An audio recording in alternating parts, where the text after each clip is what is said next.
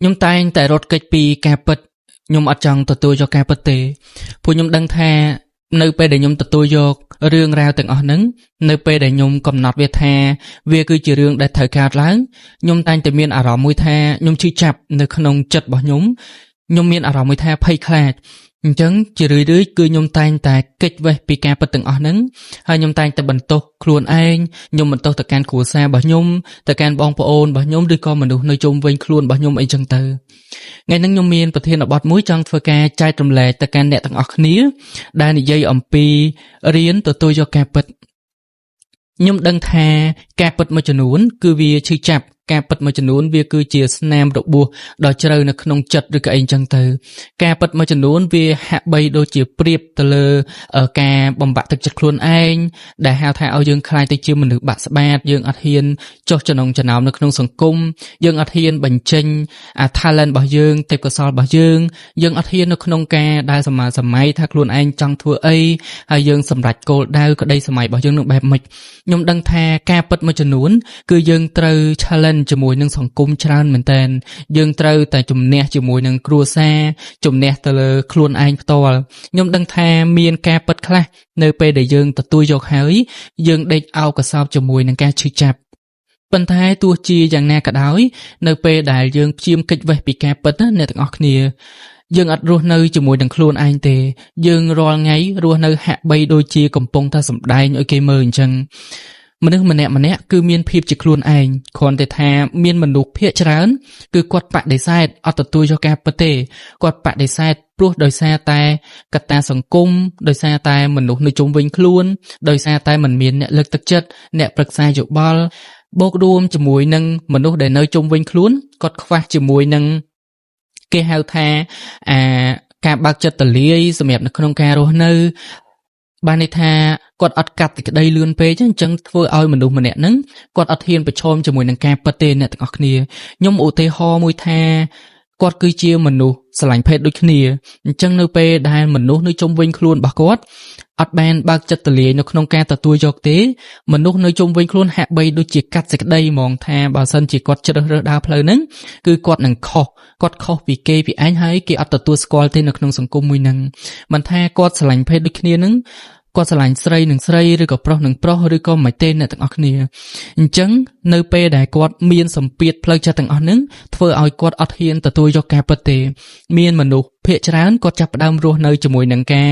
លាក់បាំងខ្លួនឯងជាមួយនឹងការផ្លាស់ប្ដូរអត្តចរិតខ្លួនឯងផ្លាស់ប្ដូរផ្នត់គំនិតរបស់ខ្លួនឯងផ្លាស់ប្ដូរចិត្តឬក៏ការស្រឡាញ់របស់ខ្លួនឯងដើម្បីផ្គប់ចិត្តទៅលើមនុស្សជុំវិញខ្លួនផ្គប់ចិត្តទៅលើសង្គមដែលគេឲ្យតម្លៃទៅលើតលតែយើងដើរផ្លូវហ្នឹងទើបមានតម្លៃទើបវាត្រឹមត្រូវទើបដូចអ្វីដែលគេចង់បានបើទោះបីជាគាត់ផ្លាស់ប្ដូរខ្លួនឯងក៏ពិតមែនគាត់ផ្លាស់ប្ដូរទស្សនវិស័យចក្ខុវិស័យគាត់ផ្លាស់ប្ដូរផ្លូវរបស់ខ្លួនឯងដើរក៏ពិតមែនប៉ុន្តែអ្នកទាំងអស់គ្នាធម្មជាតិរបស់មនុស្សយើងអាចផ្លាស់ប្ដូរបានទេធម្មជាតិរបស់មនុស្សនៅក្នុងខ្លួនរបស់មនុស្សម្នាក់យើងអាចផ្លាស់ប្ដូរគាត់ទាំងស្រុងបានទេបើទោះបីជាគាត់ប្រឹងប្រែងសម្ដែងគាត់ប្រឹងប្រែង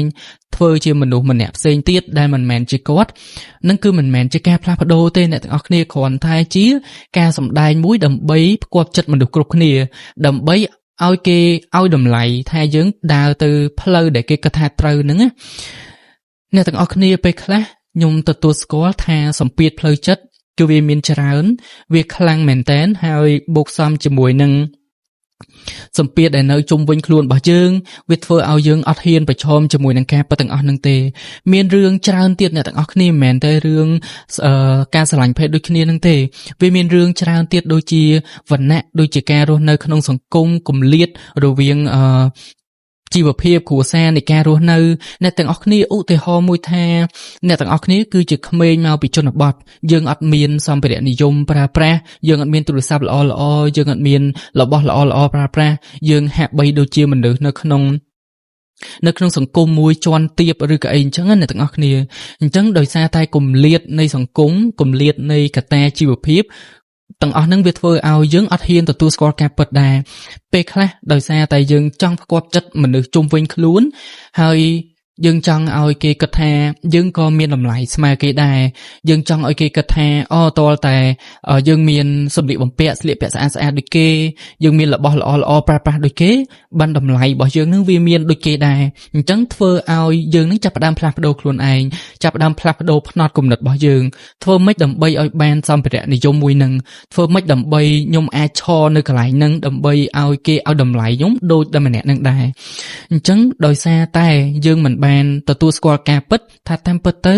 យើងមិនមែនគឺជាមនុស្សដែលរស់នៅឬក៏កើតមកនៅក្នុងគំនរមាសប្រាក់ទេឬក៏មិនមែនជាមនុស្សដែលកើតមកនៅក្នុងសង្គមមួយបែបហ្នឹងទេប៉ុន្តែយើងត្រូវផ្លាស់ប្ដូរខ្លួនឯងព្រោះដោយសារតែយើងចង់ឲ្យគេឲ្យតម្លៃយើងចង់ក្លាយជាមនុស្សម្នាក់ដែលអាចឈរនៅក្នុងសង្គមឬក៏វណ្ណៈមួយនឹងបានឬក៏អីអញ្ចឹងណាទាំងដែលការពិតយើងអត់មានសមត្ថភាពដូចគេទេទាំងដែលការពិតយើងកំពុងតែរស់នៅប្រកួតប្រជែងនឹងព្រេងវាសនារបស់ខ្លួនឯងជីវភាពកតែរស់នៅរបស់ខ្លួនឯងទេអ្នកទាំងអស់គ្នាមានរឿងជាច្រើនទៀតនៅពេលដែលយើងអត់ហ៊ានទទួលយកការពិតណាវាធ្វើឲ្យយើងកាន់តែពិបាកទៅវាធ្វើឲ្យចិត្តរបស់យើងនឹងលែងស្រឡះហើយធ្វើឲ្យយើងរស់នៅអត់មានក្តីសុខទេអ្នកទាំងអស់គ្នាពីមួយថ្ងៃទៅមួយថ្ងៃរស់នៅហាក់បីដូចជាការសម្ដែងចិត្តគំនិតដែលយើងព្យាមនៅក្នុងការពន្យល់ខ្លួនឯងការប្រាប់ខ្លួនឯងឬក៏យើងតែងតែលើកទឹកចិត្តខ្លួនឯងនឹងវាខុសពីអ្វីដែលយើងកំពុងតែរស់នៅជាក់ស្ដែងអ្វីដែលជាសមត្ថភាពពិតប្រាកដរបស់យើងអ្វីដែលជាយើងកំពុងតែមាននៅក្នុងខ្លួនណាដូចជាចំណេះដឹងដូចជាលុយកាក់ដូចជាសុខភាពដូចជាអ្វីៗផ្សេងទៀតអ្នកទាំងអស់គ្នាមានរឿងច្រើនមែនតើនៅក្នុងជីវិតរស់នៅប្រចាំថ្ងៃរបស់យើងដែលយើងព្យាយាមសម្ដែងឲ្យដូចគេដែលយើងព្យាយាមផ្លាស់ប្ដូរផ្នត់គំនិតខ្លួនឯងធ្វើម៉េចឲ្យយើងអាចឈរនៅក្នុងចំណុចមួយដែលគេឲ្យតម្លៃយើងដូចទៅនឹងមនុស្សដែលកំពុងតែត្រូវបានគេឲ្យតម្លៃដូចគ្នាដែរអញ្ចឹងណា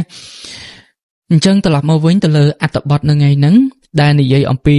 រៀនទទួលយកការពិតហើយដែលភាសាអង់គ្លេសគេនិយាយថា accept the truth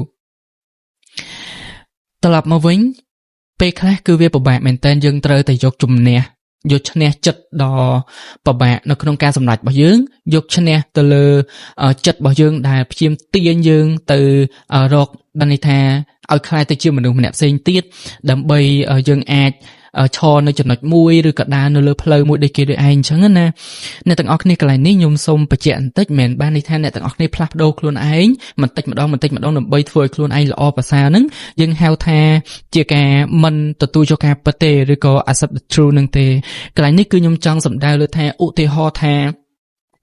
យើងអត់មានម៉ូតូល្អមួយជិះឬក៏ម៉ូតូថ្មីមួយជិះដូចគេអ្នកទាំងអស់គ្នាឬក៏ទូរស័ព្ទមួយថ្មីដូចគេទេប៉ុន្តែបច្ចុប្បន្នយើងកំពុងតែធ្វើការហើយយើងលទ្ធភាពនៃយើងធ្វើការរកប្រាក់ខែឬចំណូលបានហ្នឹងគឺសម្រាប់តែផ្គត់ផ្គង់ខ្លួនឯងទេឬក៏សម្រាប់តែអាចយកមកដោះស្រាយជីវភាពរស់នៅប្រចាំថ្ងៃដែលយើងអាចរស់នៅបានណាអ្នកទាំងអស់គ្នាប៉ុន្តែដោយសារតែផ្នត់គំនិតយើងគិតថាបើសិនជាខ្ញុំអត់មានសម្ភារៈនិយមមួយហ្នឹងខ្ញុំអត់មានរបស់ល្អប្រើប្រាស់មួយហ្នឹងទេខ្ញុំអត់អាចទៅរាប់អានគេបានទេគេក៏អត់អាចមករាប់អានខ្ញុំបានដែរប្រហែលជាខ្ញុំអត់អាចធ្វើជាមនុស្សម្នាក់ដែលគេឲ្យតម្លៃបានទេអ្នកទាំងអស់គ្នាកន្លែងហ្នឹងហើយដែលបញ្ជាក់ថាយើងកំពុងតែព្យាយាមគេចវេះពីការពិតណាយើងកំពុងតែព្យាយាមនៅក្នុងការសម្ដែងផ្គាប់ចិត្តទៅលើមនុស្សជុំវិញខ្លួនរបស់យើងអ្នកទាំងអស់គ្នាមិនមែនគ្រប់គ្នាសុទ្ធតែស្រឡាញ់យើងទាំងអស់ទេ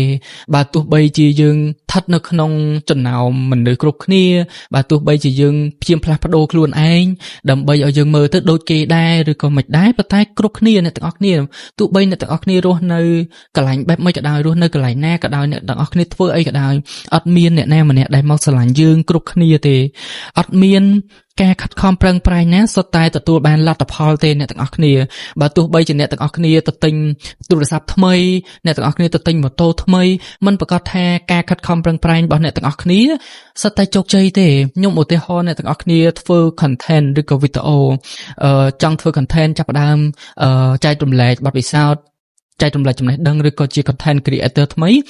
មិនប្រកាសថាអ្នកទាំងអស់គ្នាទៅទិញទូរស័ព្ទល្អៗ computer laptop ល្អៗអ្នកទាំងអស់គ្នាធ្វើទៅជោគជ័យទេ មិនមែនមនុស្សល្អតែងតែជួបមនុស្សល្អទេអ្នកទាំងអស់គ្នាអញ្ចឹងសរុបមកវិញ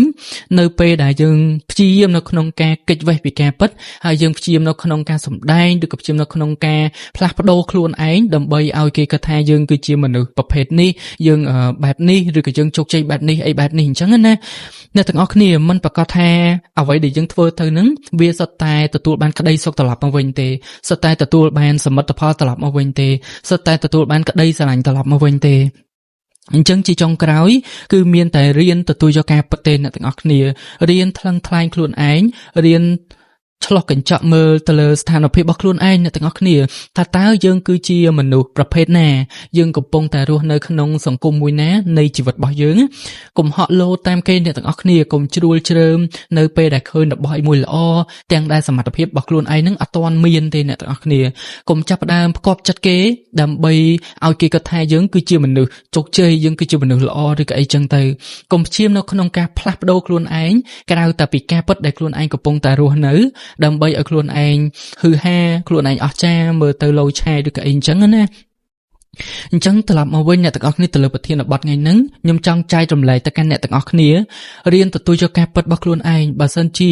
យើងចង់ចាប់ផ្ដើមធ្វើវីដេអូហើយយើងអត់មានរបស់របរគ្រប់គ្រាន់នៅក្នុងការធ្វើទេឧទាហរណ៍ថាយើងមានទូរស័ព្ទរាងចាស់មួយដែលយើងអាចប្រើបានអ្នកទាំងអស់គ្នាចាប់ផ្ដើមធ្វើហើយទទួលស្គាល់ការពិតថាដោយសារតែយើងចង់ចាប់ផ្ដើមហើយយើងអត់ទាន់មានលទ្ធភាពដែលយើងអាចទៅទិញរបស់ល្អឬក៏របស់ថ្មីយកមកប្រើបានទេចាប់ផ្ដើមធ្វើវាសិនអ្នកទាំងអស់គ្នាដោះគំនិតរបស់ខ្លួនឯងពីការចាប់ផ្ដើមចំណុចដំបូងទៅហើយកុំរំពឹងថាអ្វីដែលយើងធ្វើហ្នឹងគឺសុទ្ធតែទទួលបានលទ្ធផលនៅថ្ងៃខាងមុខឬក៏រយៈពេលណាមួយប៉ុន្តែរៀនចាប់ផ្ដើមធ្វើហើយដើម្បីយកបទពិសោធន៍ទាំងអស់ហ្នឹងសិនដូចគ្នាដែរត្រឡប់ទៅលើការដែលយើងស្រឡាញ់ភេទដូចគ្នាអ្នកទាំងអស់គ្នាខ្ញុំមើលឃើញពីមានមនុស្សមួយចំនួនគាត់ចាប់ផ្ដើមជាផ្លាស់ប្ដូរខ្លួនឯងគាត់ផ្លាស់ប្ដូរខ្លួនឯងឧទាហរណ៍ថាគ្រួសាររបស់គាត់ចាប់ផ្ដើមឲ្យតម្លៃមនុស្សជុំវិញខ្លួនសង្គមគេឲ្យតម្លៃគាត់ទេដោយសារគាត់ជាមនុស្សស្រឡាញ់ភេទដូចគ្នាគាត់ចាប់ផ្ដើមផ្លាស់ប្ដូរខ្លួនឯងសម្ដែងនៅក្នុងការដែលឲ្យគេមើលមកថាគាត់បានផ្លាស់ប្ដូរហើយគាត់ប្ដូរអត្តចរិតរបស់គាត់ចេះមួយចេះពីរហើយប៉ុន្តែអ្នកទាំងអស់គ្នារៀនស្វែងយល់ពីធម្មជាតិរបស់ខ្លួនឯងនៅក្នុងមនុស្សម្នាក់ៗរបស់យើងហ្នឹងអ្នកទាំងអស់គ្នាថាតើនៅពេលដែលយើងផ្លាស់ប្ដូរខ្លួនឯងបែបហ្នឹងតើចិត្តរបស់យើងវាផ្លាស់ប្ដូរអត់តើអ្វីដែលនៅខាងក្នុងរបស់យើងនឹងវាផ្លាស់ប្ដូរមែនអត់តើការគិតរបស់យើងនឹងវាផ្លាស់ប្ដូរមែនអត់ឬក៏យើងគ្រាន់តែផ្លាស់ប្ដូរឲ្យគេគិតថាយើងគឺជាមនុស្សម្នាក់ថ្មីដែលគេឲ្យតម្លៃឬក៏អាចចុះក្នុងចំណោមគេឬក៏អីចឹងទៅអញ្ចឹងអ្វីដែលខ្ញុំចង់លើកទឹកចិត្តអ្នកទាំងអស់គ្នាទេបាទមិនមែនការផ្លាស់ប្ដូរគឺសុទ្ធតែអាក្រក់ទេអ្នកទាំងអស់គ្នាមិនមែនការផ្លាស់ប្ដូរវាអត់ល្អទេការផ្លាស់ប្ដូរពិតជាល្អព្រោះមនុស្សម្នាក់ៗត្រូវតែមានការផ្លាស់ប្ដូរប៉ុន្តែបើសិនជាយើងផ្លាស់ប្ដូរដោយព្យាយាមនៅក្នុងការគេចវេះពីការពិតអានឹងមិនមែនជារឿងល្អទេអ្នកទាំងអស់គ្នាវាអាចបំផ្លាញយើងឬក៏វាអាចធ្វើឲ្យយើងខ្លាចទៅជាមនុស្សម្នាក់ដែលអត់មានទំនួលខុសត្រូវលើជីវិតរបស់ខ្លួនឯងដោយសារតែយើងព្យាយាមគេចវេះពីការពិតអីនឹងឯងអញ្ចឹងអត្ថបទថ្ងៃហ្នឹងគឺមានតែប៉ុណ្្នឹងទេអ្នកទាំងអស់គ្នាអាចសាកសម័យមើលថាតើបច្ចុប្បន្នយើងកំពុងតែព្យាយាមរស់នៅជាមួយនឹងការពិតហើយកំពុងតែព្យាយាមនៅក្នុងការអាសឹបយកជាមួយនឹងការពិតហ្នឹងឬក៏យើងកំពុងតែរស់នៅដោយការគេចវេះពីការពិតហើយសម្ដែងដើម្បីឲ្យគេមើលឬក៏ដើម្បីចុះចំណងចំណោមនៅក្នុងសង្គមឬក៏ដើម្បីឲ្យគេទទួលស្គាល់លក្ខណៈអីចឹងទៅអរគុណច្រើនបើអ្នកទាំងអស់គ្នាគិតថាវីដេអូរបស់ខ្ញុំចែករំលែកទៅមានប្រយោជន៍ដល់អ្នកទាំងអស់គ្នាកុំភ្លេចជួយចុច Subscribe ទៅលើ Channel របស់ខ្ញុំឬក៏ជួយចុច Like និងចុច Share ទៅលើវីដេអូរបស់ខ្ញុំមួយផងណាអរគុណច្រើនជួបគ្នាវីដេអូក្រោយបាយបាយ